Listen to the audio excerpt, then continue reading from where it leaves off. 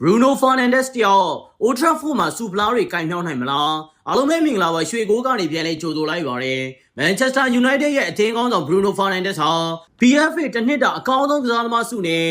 FWA အကောင်းဆုံးကစားသမားဆုနှစ်ဆုသုံးကိုတင်ပိုင်နိုင်ခဲ့ပါတယ်အသင်းရဲ့ရားလဲတွေရိုင်လဲနေချိန်မှာတော့သူတယောက်တည်းရဲ့ခြေစွမ်းကတော့အမောင်တူထဲမှာလင်းလဲတောက်ပနေတဲ့ကျဲတဝင်းလိုထွန်းလင်းနေခဲ့တာပါဝေရူနီနောက်ပိုင်း16နှစ်ကြာမှဒီဆုကိုပထမဆုံးပြန်လဲစုကူးခဲ့တဲ့ United ကစားသမားဖြစ်လာခဲ့ပေမဲ့လည်းသူ့မျက်လုံးထဲမှာတော့တကိုယ်တော်ဆုတစ်စိတ်တွေထက်အသင်းနဲ့အတူ Premier League စူပလာကြီးကိုမမြောက်ရသေးသေးအိမ်မက်တွေတစ်ဝက်ပဲရှိပါသေးတယ်ပြီးခဲ့တဲ့ရာသီကအသင်းအတွက်ဂိုးဖန်တီမှု22ကြိမ်အထိစံချိန်တွေပြုလုပ်ပေးခဲ့ပြီး Premier League ရဲ့ဂိုးဖန်တီမှုစံချိန်ဟောင်းကိုပါချိုးဖျက်ပြခဲ့တာပါအသင်းပေါ်ခွင်းလဲလူပြစင်မေရုံးဖွင့်ဟလာခဲ့သလိုပဲBruno ရဲ့ကစားဟန်ကအရင်တိုင်းဆက်ဖြစ်နေတော့ပဲဖြစ်ပြီးအသင်းမော်ရီရဲ့ကုညီပံ့ပိုးမှုတွေနဲ့အတူသူ့ရဲ့စွမ်းဆောင်ရည်တွေကထိတ်ဆုံးကိုရောက်ရှိလာခဲ့တာပါBruno ဟာကွင်းတွင်အဓိကကစားကွက်ဖန်တီးခြင်းအဖြစ်ဆက်လက်မောင်းနေစေဖြစ်ပြီးအသင်းကိုအမှတ်ပေးကြအဆင့်3နေရာနဲ့ချန်ပီယံလိဝင်ခွင့်စီရောက်အောင်ဆွဲတင်ပေးခဲ့တဲ့အဓိကလက်သည်တွေဖြစ်ပါတယ်။ဒါပေမဲ့ဒီရာသီမှာတော့ Old Trafford ရဲ့အခင်းအကျင်းတွေပြောင်းလဲလာခဲ့ပါပြီ။အသင်းမှာ Yuri Tielemans, Andre Santos နဲ့ Carlo Baleba လိုခွင်းလဲလူသစ်တွေရောက်ရှိလာသလို Marcus Rashford နဲ့ Mason Mount တို့ကလည်းလူစင်းနဲ့ပြန်ဝင်လာခဲ့ပါပြီ။ဒါကြောင့်နီးပြ Michael Carrick အနေနဲ့အသက်32နှစ်ထဲရောက်လာတော့မယ်။အသင်းကောင်းဆောင်ကိုပွဲတိုင်းပွဲထွက်စီမှာမဟုတ်တော့ပဲ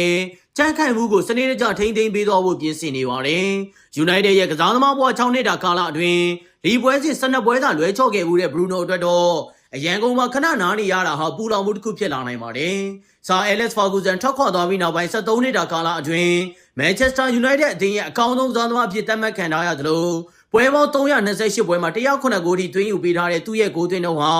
အသင်းရဲ့ကန်နဝင်ကြီး Bobby Charlton နဲ့ဒန်တူရှိနေတာကလည်းသူ့ရဲ့ကြီးကျယ်ခံနိုင်မှုကိုသက်သေပြနေပါတယ်။ရာသီအပွဲစဉ်အဖြစ်ဟာစီးတီကို2ဂိုးမရှိနဲ့ရှုံးနေခဲ့ရတဲ့ပွဲစဉ်အပြီး Bruno ရဲ့မျက်နှာပေါ်ကစိတ်ပြက်လက်ပြက်ဖြစ်မှုတွေကိုပွဲပြီးအင်တာဗျူးမှာအထင်အသာတွေ့မြင်ခဲ့ရပါတယ်။အဝေးကွင်းပွဲစဉ်မှာအရင်ရာသီကလိုအမှားဟောင်းတွေကိုထပ်မံကျူးလွန်နေကြပြီးပြိုင်ဘက်ကိုဖိအားမပေးနိုင်တဲ့ပြစ်ဒဏ်ဘောတွေကနေဂိုးတွေလွယ်လွယ်ကူကူပေးနေရတာကိုအသင်းကောင်းဆောင်တယောက်ရဲ့တာဝန်သိမှုအပြည့်နဲ့ပွင့်ပွင့်လင်းလင်းဝေဖန်ထောက်ပြသွားခဲ့ပါတယ်။ Sir Brian Robson လိုပဲအသင်းရဲ့အခက်အခဲဆုံးကာလတွေမှာပခုံးထက်ကိုထမ်းပိုးထားရတဲ့ Bruno တယောက်သူ့ရဲ့ကစားသမားဘဝနောက်ဆုံးပိုင်းမှာ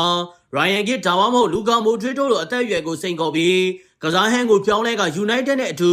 Premier League ဖလားကြီးကိုကိုင်မြောက်ဘူးကျင်တဲ့အိမ်မက်ဆက်လက်ရှင်သန်နိုင်မလားဆိုတာကိုတော့ရင်ခုန်စွာနဲ့ဆက်လက်စောင့်ကြည့်ရတော့မှာဖြစ်ပါတယ်။ဒီလိုအရသာရှိတဲ့သုံးသက်ချက်တွေကိုအမြဲတမ်းဆင်နိုင်ဖို့ရွှေကို page ကို like and follow လုပ်ထားပေးဖို့ပြောကြရင်းဆုံးသက်ပါရစေ။ကျေးဇူးတင်ပါတယ်။